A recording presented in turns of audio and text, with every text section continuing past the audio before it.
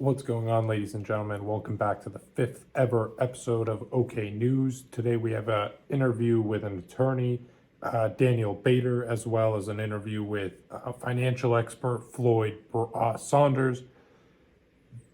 Before both of those, we have our regularly scheduled rundown as well as our sports segment. So we have 4 segments in total. It's going to be our longest episode ever. It's our 5th episode. Enjoy.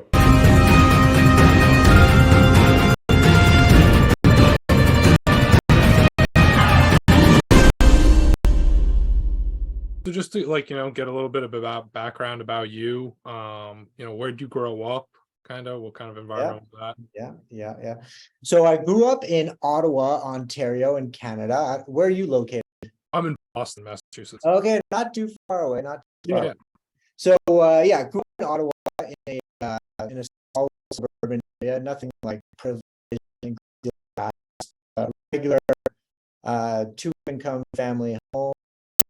And the suburbs, man, and eventually moved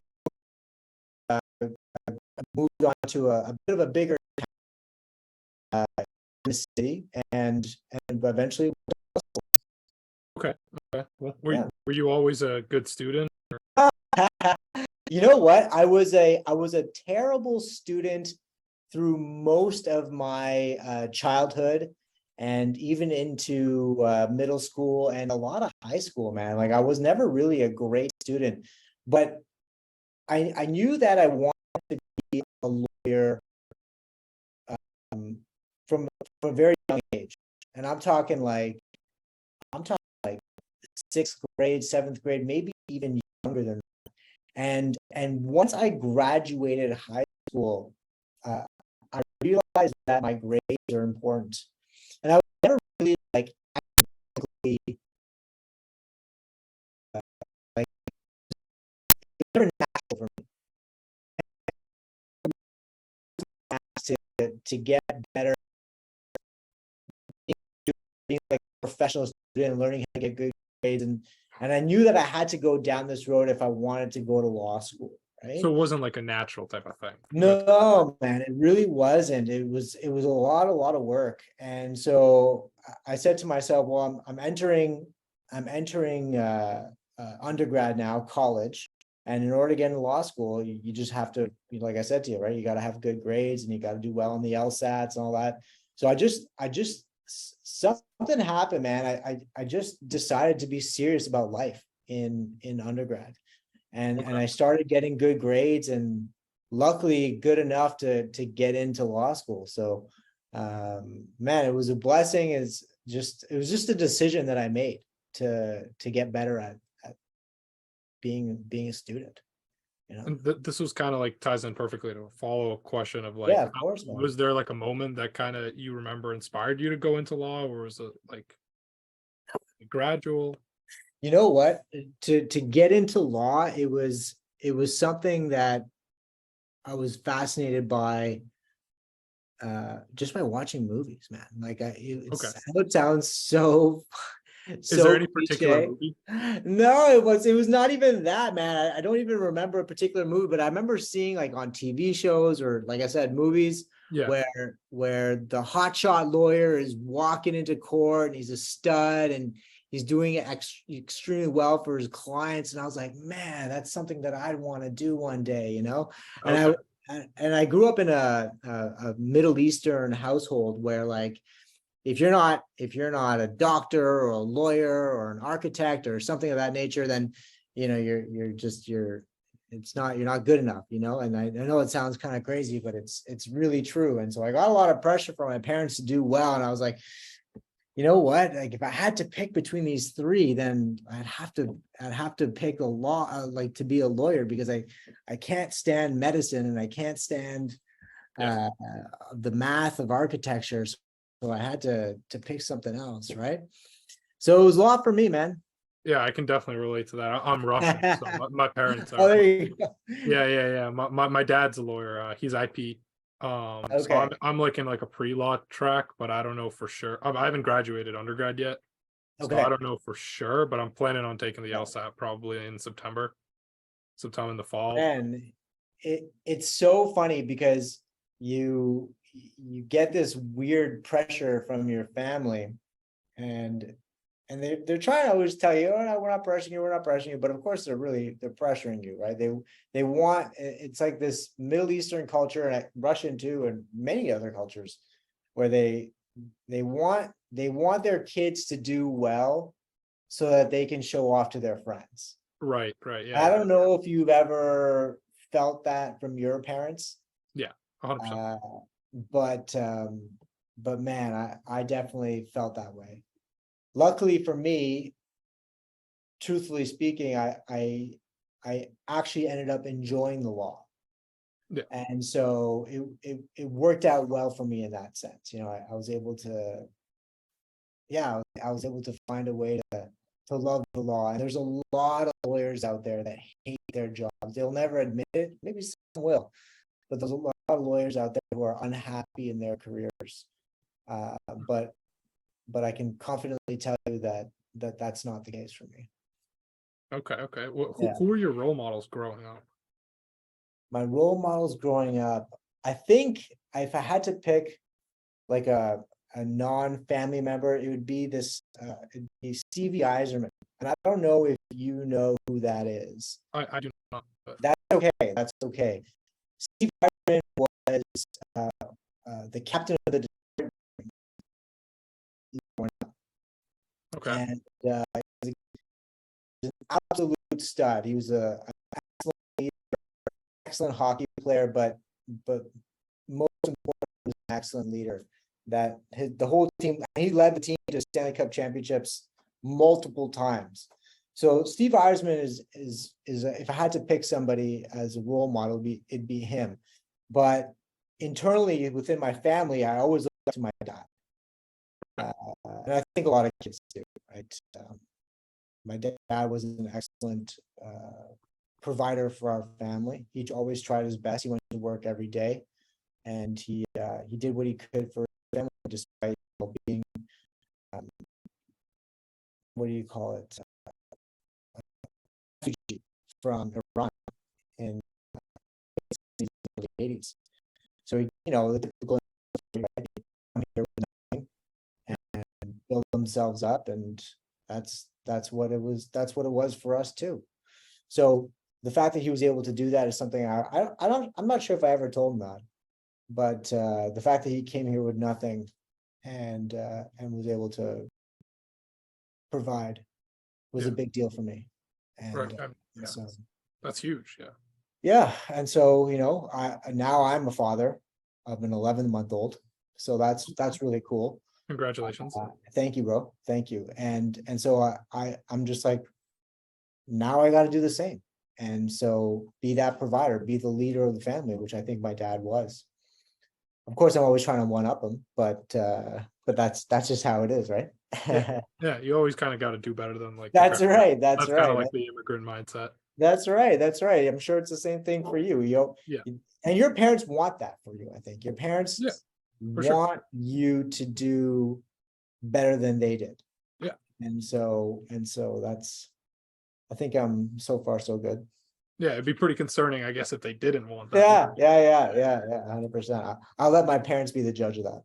Yeah. Your personal injury law, correct? Yes, sir. So why personal injury law in specific? Okay. All right. So I love personal injury litigation. And the reason why I love personal injury litigation is because it is, in fact, very personal. Unlike, for example, a real estate transaction or even a lot of solicitor work. The amount of time that I spend with my clients over the course of, I'm not sure if you know this, but a personal injury case could take, multiple years, like 3, 4, 5, 6 years sometimes. And so you really do get to know your clients. And it's not uncommon for me to even get a hug from my clients once we've settled their case. Like it's a wonderful feeling to take somebody from a bad situation, for example, a terrible car accident, and walk them through that sort of a litigation experience. And quite frankly, it's usually not a very good experience. So it's a stressful thing to do. It's expensive. It's very stressful. The doctors that the insurance companies set them up with, the denials, a lot of hoops, man. And so I find it very rewarding to take a client from start to finish on a personal injury file, because it is, like I just said, right? It's very personal. And I like that. I like that relationship building. So that's the biggest thing that I like about it. And I also find it just sort of more intuitive for me. Like it's a lot easier for me to grasp like how a car accident can really damage someone's life. Like I can appreciate that more than like some, for example, complex, commercial transaction or some tax issue, or, it's just more real to me, Right. To see, okay, well, here's my guy sitting at a red light and he gets smashed in a rear end accident and he's got these injuries and he can't pay his bills and he can't work, he can't pay his bills. His relationship with his friends is dying, and so is with his wife, mental health and the PTSD potentially. A lot of things that are very real to me when it comes to this kind of stuff. So that's the reason why I love it the most. It very much hits home, and not necessarily because I don't. No one really close to me has been in a car accident. It's nothing like that, where it's like, oh, my mom or something was in a traumatic car accident. Nothing like that. It's just I can empathize with that more, Right. Yeah. So that's why I enjoy it. That makes. And do you practice in Canada or US cases too sometimes? Or? No, so it's very jurisdictional. I can not only do I only practice in Canada, but I can only practice in the province of Ontario. 90 some odd of my cases are in other cities. Okay. But yeah, just Ontario. Okay. But I can tell you right now that the principles apply the same to all other jurisdictions too, like whether it's California or Texas, New York, whatever. Unless you're licensed within that state, you can't practice there. It's very state specific, or on our side of the border, province specific. Okay. Yeah. And like, what's the most like, maybe the weirdest or biggest or like case that kind of stood out to you that you remember? So, I mean, I'll preface the answer by saying most of our cases are pretty much run of the mill. Okay. So like, again, 80, 90, whatever percent of our cases are, I was sitting at a red light, I was rear-ended, or I was sitting at a stop sign, or perhaps a T-bone accident, or an improper left-hand turn onto oncoming traffic. So that's the most usual situation that we'll find ourselves in. But one case that stands out to me that happened quite a while ago. I won't say the name of the establishment, but a coffee shop, a very popular one. My client ordered a coffee there, and took it for the road. Okay. And he's just driving on the highway, drinking coffee. Yeah. And he starts choking on a piece of plastic that fell from the when you go to your local coffee shop and you the person serving you will like put the cup underneath the dispenser that puts out the sugar or the cream. He pushes the button, the cream. So anyway, it was a fresh bag of, I think it was cream. And the person did not, the server did not remove the lid from the plastic that lets out the cream. So anyway, the plastic fell into the coffee cup. My client's driving and he's on the highway. So he's going 100 kilometers an hour or 60 miles an hour. And he just starts choking on the on the plastic as he's driving. So Okay. he loses control of his vehicle and smashes into another car, and he's pretty serious injuries. So that's an unusual situation. We brought a lawsuit against the coffee shop. Yeah, that is not where I was thinking it was gonna go. I was Yeah. thinking more like the hot coffee spill, kind of like the Kramer No. from Seinfeld. Like, Yeah. No, we've never had that kind of case before, although I've heard of them. But another typical case of mine will be like, a standard slip and fall or a trip and fall, whether it's against the municipality or a private residence or, any sort of commercial establishment, grocery stores, dollar store, whatever, like any type of store, Walmart's, whatever. yeah, All those kind of cases we deal with as well. But that particular coffee shop case is something that that stands out to me. And this was like at this point 4 or 5 years ago. It's been a while. Like everything else after that has been the usual stuff that you'll see. yeah. Okay.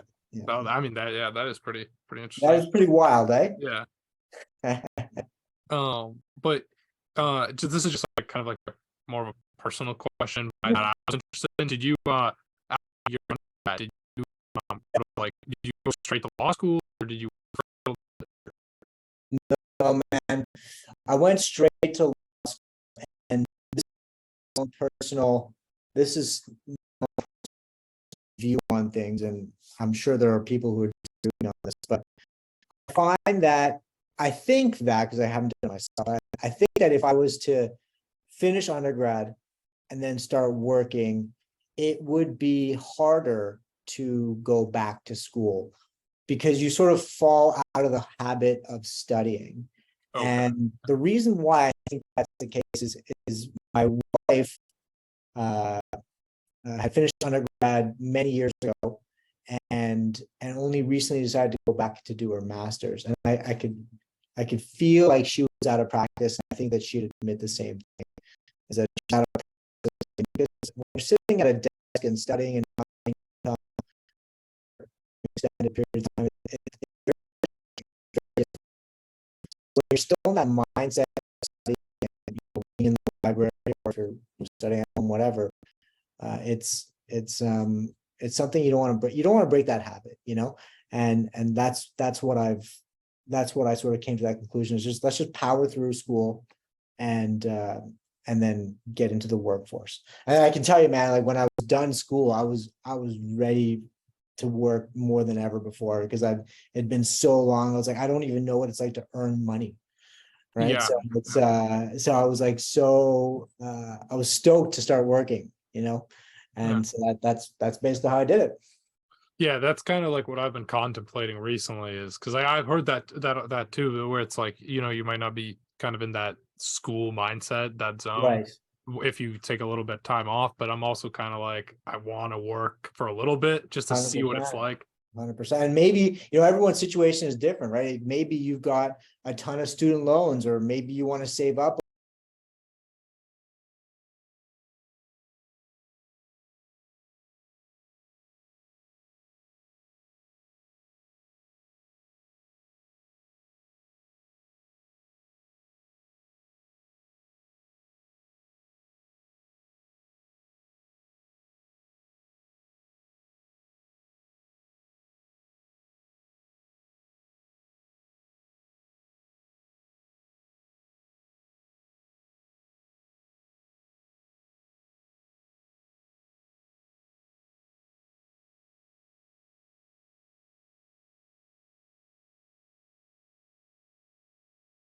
Too, which is why I'm sure there are some people out there who disagree with, but I was very blessed in the sense that my parents paid for my living expenses. They paid for my tuition fees for the most part, not all of it, but for the most part, they were paying for my tuition fees and my living expenses. That was the sort of deal that I had with my parents. They're like, okay, well, as long as you're in school, we will pay for you. Yeah. As soon as you're done school, you're out on your own. So I was like, well, I'm going to take advantage of it. That's for sure. So again, everyone's situation is different, but that's what worked out for me, Yeah, no, fair. My last question, because we're coming up on where I think we're at 20 minutes here. Yeah. knowing what you know now, is there any advice that you would give to your younger self? Stay patient. And I'm more talking about outside of the academic world. Like, so I'm a lawyer, and I want to get to where I want to go today. I want to get to the finish line today. It's not always going to be the case. I graduated law school and started my practice right away. I never worked for anybody, and I was extremely broke. I had credit cards maxed out. Couldn't put gas in my Honda Civic to go visit my mother. Like, that's how difficult it was for me. And all I wanted to do was get a little bit of money in my pocket. And I was very, very impatient. And this is something that really sort of, it's something that I have to even remind myself today. The problems that you'll face at, with a $10 million business, this is just my example, but the $10 million problems are way more hectic than the 1 million or $2 million problems. The problems that I had when I was a broke, starting out young lawyer in 2014 were way less hectic. So my point, joy, and even though you're you're sort of in it, and you're trying to get to the process, you're micro within your business, but macro patience on a large scale of things. And I think that'll make the process more enjoyable for you. So that's the one thing I tell myself when I was younger, if I was younger, and it's also something that I have to tell myself, today. So that's really the biggest lesson. And like, even when you're in school, because did you say you're in school right now, or you're just graduating soon? Yeah, I'm graduating soon. I'm a senior right now.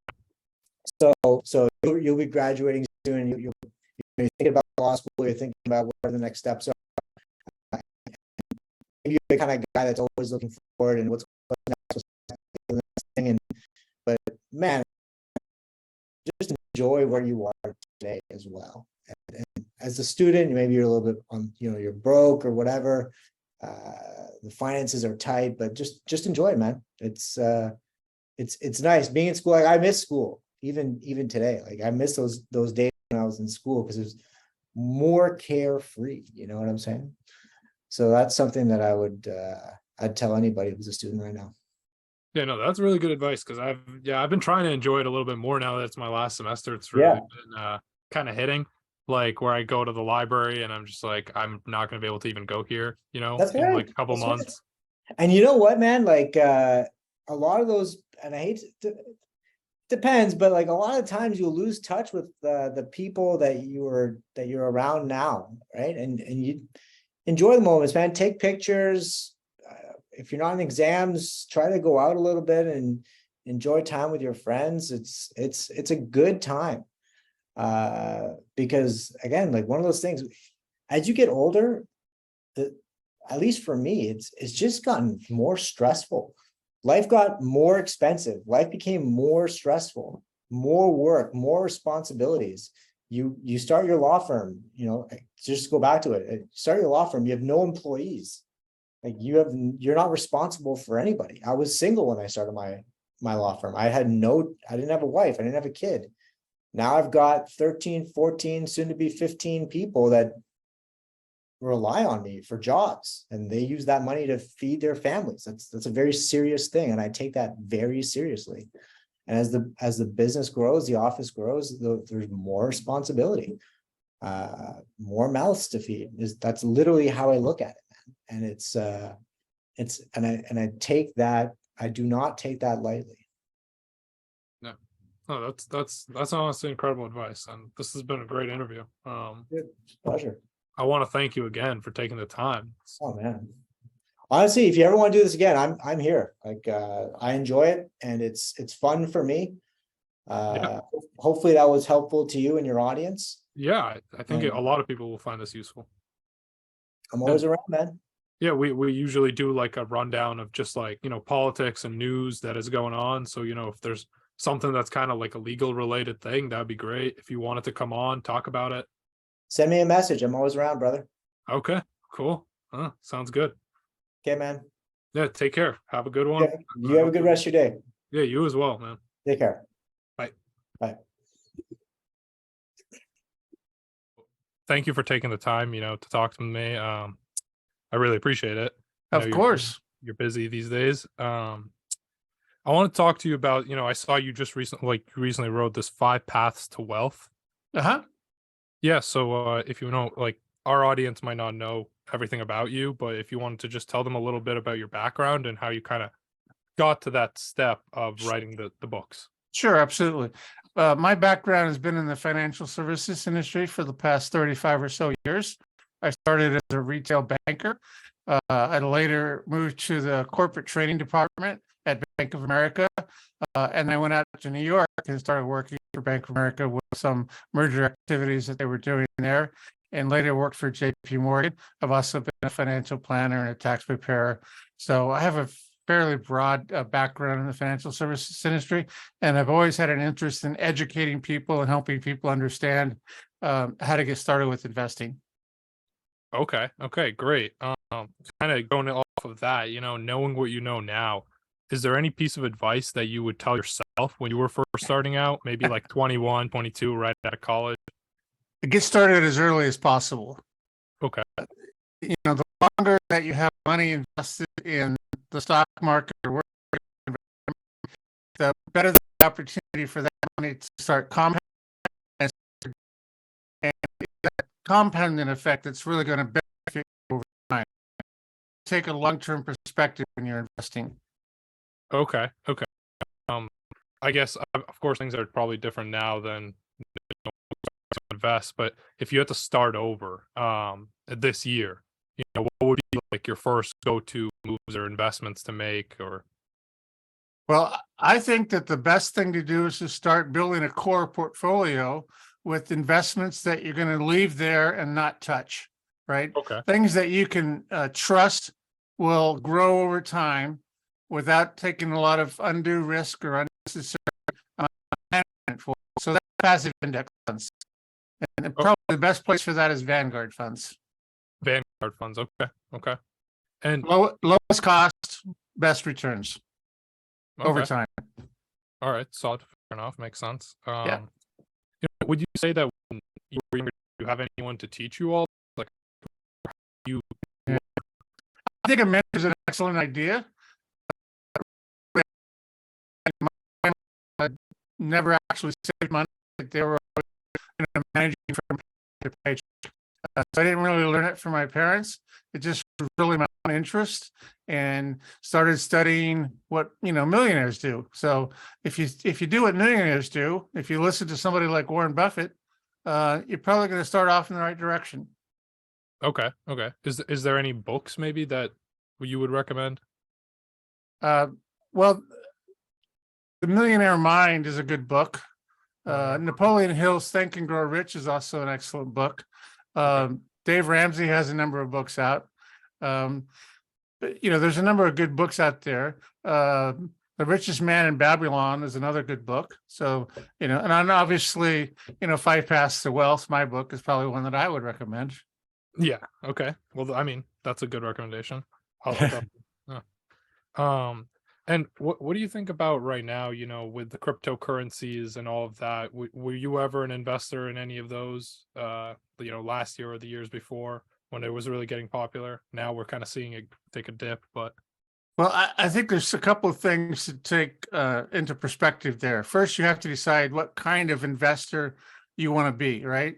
So if you're an investor, you're really investing for the long term, and that's not cryptocurrency, right? Or you're a trader, you're somebody who's going to get in and out of stock positions on a frequent basis, a day trader or swing trader, somebody like that.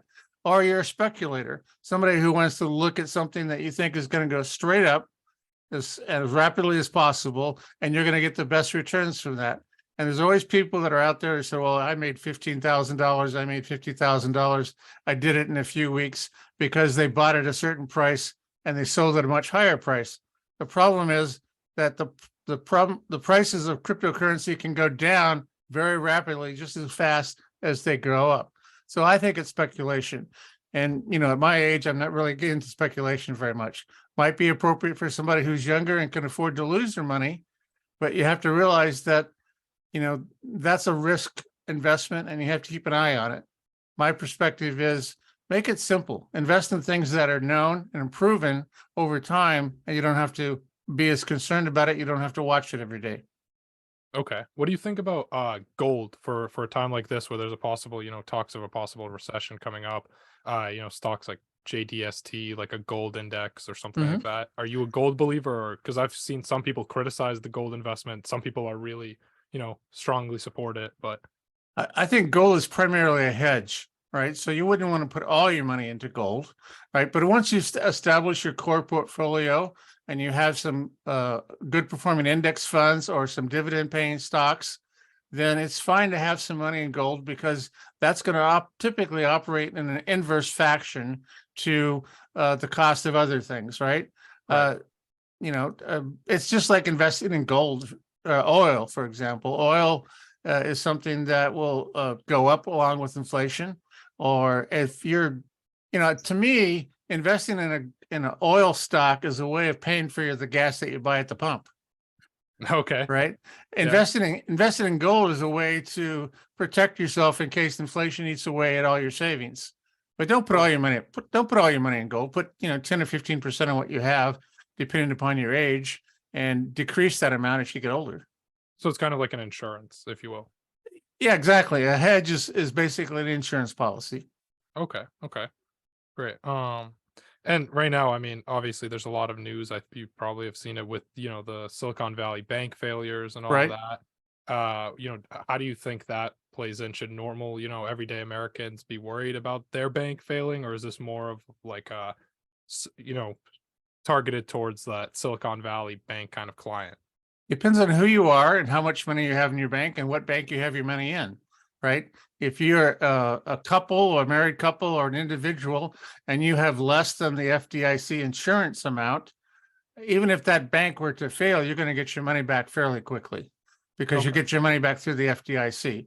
So if you're under $250,000 in each account that you have, different named accounts, you're fine in most cases. And in most cases, if you have your money in a local community bank that hasn't taken a big risk in the way that they're managing what they're doing with the money that they're investing, because when you put money in a bank, in a deposit account, the bank takes that money and invests it someplace else, right? And what happened with Silicon was they invested in long-term bonds that weren't paying the same interest rates that the short-term market was. And then investors started to say, well, that's kind of a bad idea. Maybe they have some risk there. And the venture capitalists told the startup funds, hey, go get your money out of Silicon Valley Bank because you've got 10, 15, $20 million on deposit there, and that's at risk. And so there's a run, right? And with today, the ability to move quick can happen very quickly. It's not going to happen to every bank across the United States. It might happen to a few business as well, right? Yeah. But you don't see continuous like at the start of the Depression when the stock market crashed in 1929. Right. Do you think, in your personal opinion, that there is a risk or some kind of, Well, I think they've been talking about recession for several months, right? right? And we still see strong job growth. We see consumer confidence remaining fairly high. We see inflation being a concern. So the Fed, if they can't manage inflation down without crashing the economy, then we're going to fall into a recession. So that's the risk, that the Fed will continue to raise interest rates, will stagnate, and consumer confidence will fall, and that will fall into a recession. I don't see it as a big or long-term recession. It'll probably be a short-term recession. What do you think about the Fed, raising the interest rates a little bit by that 0.25%? The federal government was looking at the COVID crisis, and so they dumped a bunch of money in the economy. That's stimulated job growth because it got people back to work. That was at the same time it stimulated inflation, and the Fed views their primary job is keeping inflation under 2%. Right? We're not anywhere near that right now. And so they're obviously going to raise interest rates until they can manage that inflation rate down to 2%. They've been doing, inflation has been going down over the last 6 months, but we're not there yet. Right. Do you think, during the COVID pandemic, Mhm. how do you think that if that didn't happen, do you think we'd be in a better state right now, or do you think a lot of this inflation is caused by the response to the pandemic? That I saw like 20% of like the cash that's around in circulation was printed during the pandemic. Mhm. I think the root cause of the inflation that we're seeing now is the excessive government spending to stimulate the economy coming out of the pandemic, which was necessary. It was really necessary to get people back to work, but it caused inflation. That's an outgrowth of excessive spending at the government level. Yeah, and now we kind of have to pay for that because nothing's free. There's no free lunch when it comes to the economy or to the stock market. Right. And the mortgage rates fell, so that's kind of good. Yeah, it's a really tough market right now for people who want to buy homes because they're accustomed to having interest rates that are well below 5%. But if you look historically, a 5% interest rate is what would be the norm, right? And so when you've been dealing with a 2 or 3 or even 4% interest rate on your mortgage over the last 7 or 8 years, and you see a 5 or 6% mortgage out there, you're going to hesitate to buy a new home, and you're going to hesitate to take on that mortgage because the cost of it is much higher. And that's going to be around until the Fed stops raising interest rates and the mortgage market settles down to something that's more around that 4 or 5% rate. Right. Okay. And I just personally found this kind of interesting. I wanted to get your thoughts on it. Right now I saw that, it was something like 30% more millennials, age 25 and up are actually saying that they can't buy a house right now compared Right. to like in the 1980s. So Right. do you think that what do you think someone, in that age range could even do right now? Why is that happening? Like it's such a significant number, it seems. Yeah, I mean, I have children that are in that age range, and I even have one son that moved to Seattle recently, a year ago, when the market was really hot. Prices were going up 20% a year. They wanted to move to Seattle. They have a good income. They decided to buy a home. Now, they got priced out of I think it was about 18 different houses before they could buy one. But they finally managed to buy one at a reasonable interest rate, much lower than what we would see today. But that's a really tough kind of thing to do. Fortunately, my son and his wife are fairly conservative with their money and had a reasonable down payment in a previous home that they had sold in a market that was much more reasonably priced. So they had, money to roll into a down payment. Not every college student or a 25-year-old millennial is in that position, oftentimes because they went to college and accrued, thousands of dollars in student loans and can't figure out how to pay those back, even though that's been suspended for a year and a half now. The cost of college is just prohibitively high. And I think as a society, we need to do more to make a college education more affordable for people so they're not burdened with debt in their early 20s and 30s. And that's when, the prime time to buy a home. And most people want to buy a home. It's a good investment. Right. Yeah. And it's like the college is getting more expensive. And then also once you get out of college, we're seeing that it's kind of like if you have the college degree, you really now have to have like a master's degree to get the same jobs that, a college degree would get you a little bit ago. I wrote a book a few years ago called College Without Ramen Noodles. Okay. Yeah. I think I saw that on your website, actually. Yeah. And it's interesting. My youngest son, when he was 15, I told him, look, I paid for college for your 4 older brothers and sisters. I'm not going to be able to do as much for you. You're going to have to do more on your own. And he went and got himself a 4-year scholarship. and then he went to graduate school and got a fellowship. He's now a PhD student, doesn't have a dime in student loans. Yeah, there You is know? a lot of things you can do, with the Yeah. digital age now, and there's a lot of apps and stuff. Yeah, so there's some exceptions. I recognize that a lot of people have to, borrow money and they want to go to a premier school and all that other kind of stuff. But you can start at a free community college. In many states, community college is relatively low cost. You can live at home and not have the dorm expenses that you would incur at a regular college. You're part of that time. You can get scholarships. You can work part-time. The average student who works part-time has than the student who doesn't work part-time while they're going to college. Yeah, that is very interesting because it seems like you would have less time. Right, but they're just more disciplined with their time because they have to be. Right. Yeah, I have found that, the years that I didn't work in college, I was actually, you would think I'd have more time, just to do my studies. But when I am working, it's like my time organization skills are just, you're forced to. Exactly. And that's a good skill to have for the workplace as well. Right. You All know. right. Well, we're coming up on 15 minutes here.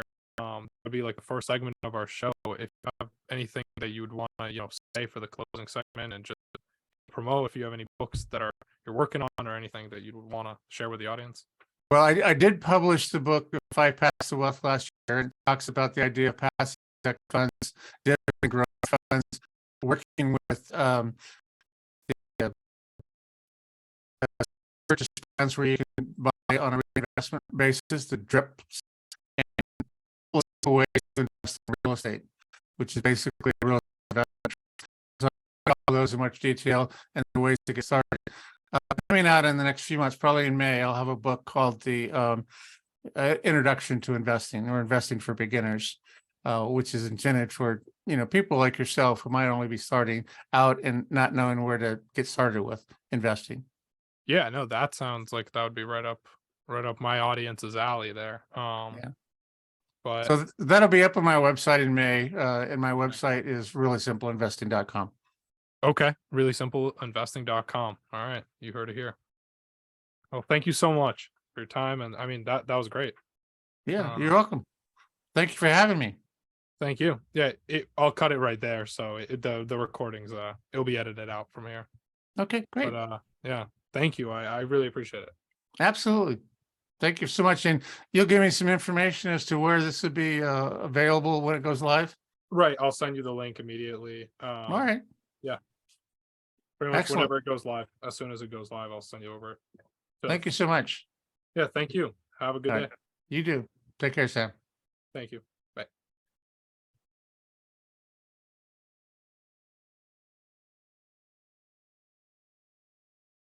So, all right, Vittoria, this dude Vittori versus Dolidze. Dolice, that's not bad. That was pretty good. Dolidze, We're working on it. Dolidze. So on the last few weeks, I actually was pretty big on Dolice to win. But I did some more research, and it seems like Vittori is a really big step up from the competition that he's faced. And Vegas seems to agree with me. They have him as a minus 240, minus 250 favorite. So that's a pretty, I think Delete say is like plus 190 or something like that. But I got to go with Vittori on this one. He's more experienced. He's a top fighter. And this dude came out and said it's personal to him to win this. And the last time that last weekend when Merab Devalshi said it's personal for him to win, and I laughed it off, he proceeded to dominate Piotr Jan and just destroy all of my bets. Just absolute domination straight for 5 rounds. I'm pretty sure it was a unanimous 50-45 decision. Just 5 straight rounds of winning. And I'm just never going to take it lightly ever again when a team says, hey, this is personal. Yeah, so when you a think player says, hey, this is personal. personal So, motivation. I'm going to go with Vittori. I think that's the right decision. Guy just has a wicked chin, and like I've seen him take some crazy shots. Delitse, yeah, I think that Vittori takes it. Unless Delitse is able to knock him out, but unlikely, in my opinion. All right, all right. So we got Vittori on that one. All right, Gaethje versus Fivezev. Kazaev, yeah. Fivezev, okay. So this is gonna be an absolute barn burner, just straight haymakers everywhere. I have Kazaev taking it. I honestly think he's just gonna knock out Gaethje. I don't even think it's gonna be close. I mean, I don't want to say I don't think it's gonna be close, but I think it's gonna be Rafael Kazaev proving himself that he is a top contender, that he deserves a title shot. I think that's what he's coming out to do. My bet for that, though, I'm going to choose inside the distance. I don't know who's going to, I mean, I would say take this step inside the distance, but just in general, taking that bet inside the distance is the right decision. I want to say it's minus 175, minus 190, one of the two of those. So that's going to be a big play for me is Gaethje Kazaev inside the distance. Someone's getting knocked the fuck out. Okay. I like Speaking it. of getting knocked the fuck out, we got Usman Edwards as our main event. Yes, sir. Yes, sir. Should we watch this clip or? Yeah, I mean, show the viewers. Why not?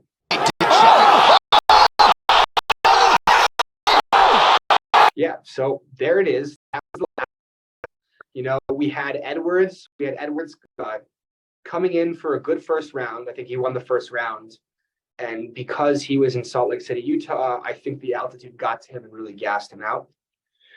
The reality is that he was getting his ass kicked, just getting absolutely pummeled for 3 rounds after that. And then the 5th round, you know, there's that famous speech from the coach where, and then, I mean, I can't call that luck because it's skill, but he's lucky to have that skill and that shot because he fucking shot. Oh my. This is someone who had was going to win for me. It would have happened had he not got knocked the fuck out. It was it was like a punch and then a kick. It was so quick. So if you listen to the video that we just played, you can actually hear the coach screaming in the background to do a jab kick. And he listened, and I mean, he jabs, Usman drops his hands and just shin right to the face. It was quick. That was like a punch. I mean, I've only been watching MMA for a few years, but I think that is the wildest, not just knockout, but the wildest moment, the biggest shock I've ever seen in the UFC. Yeah, I see Dana in the end, like putting the belt on. Yeah, and I mean, Usman was out for 20 minutes, man. That dude, he woke up in the ambulance. He doesn't remember anything. He woke up, he doesn't remember anything. He woke up in the ambulance. Dana's like a concerned like father or something, like of the UFC. He's just like that dad, that hard dad who's always I don't like, think he's concerned, honestly. I think like he's tough the furthest love. thing from it. It's tough But- love. Like, he looks so happy to put that belt on. He's just like hugging. I mean, because he knows that was just one of the craziest moments in UFC history. Yeah, he's a fighter. He's a fighter, dad. The play here is, man, I don't even know what the odds are. The real play is over 2.5, over 3 rounds, something like that. I think it'll be a lot of wrestling. But if you got a gun to my head, man, I think the underdog, the champion, I think Leon Edwards is going to win again. And Okay, you're going Edwards again. Okay. I'm going Edwards. I was Usman last time, but it's hard to come back after getting knocked out like that. It's really tough to come back after getting knocked out like that. And it's certainly possible. He's a great fighter, but he's deteriorating. His knees are completely fucked. So much so that I think he's going to retire at the end of this match, win or lose. I think he's done. I don't know how much more he can do. His knees are fucked. I don't know if you watched that Joe Rogan clip about him, but he has to walk down the stairs backwards because he can't bend his knees. He can't walk on the sidewalk. He has to walk on the grass next to it because it hurts too much. It's hard to be he had an amazing career. There was a reason that he was #1 pound for pound for so long. But when it comes down to it, man, I really just believe Edwards gets done. It's in his hometown, you know. It's in England and Usman's knees, man, they terrify me. Usman's knees terrify me. Feel bad. So man. That's- it's really bad. I haven't heard of another fighter whose knees are so fucked. it's just crazy to like see such like a beast like in the fight, and then like to hear that like the contrast, like Yeah, I mean, like, you know, it makes me almost feel more bad because it's just like I don't know. Like, yeah, if you want my honest opinion, I think he's roided the fuck up. oh, I think okay. yeah, so I think that's a big factor to why his knees are completely fucked. Oh shit. Okay. It's So like, his dad is like one of the number one pharmacists in Africa. So yeah, there's what if the fuck? anyone was going to be able to get through the USADA testing, I think it's him.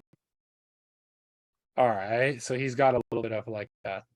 I mean, listen, this is all rumors. Kamara, if you see this and I'm wrong, I'm genuinely sorry.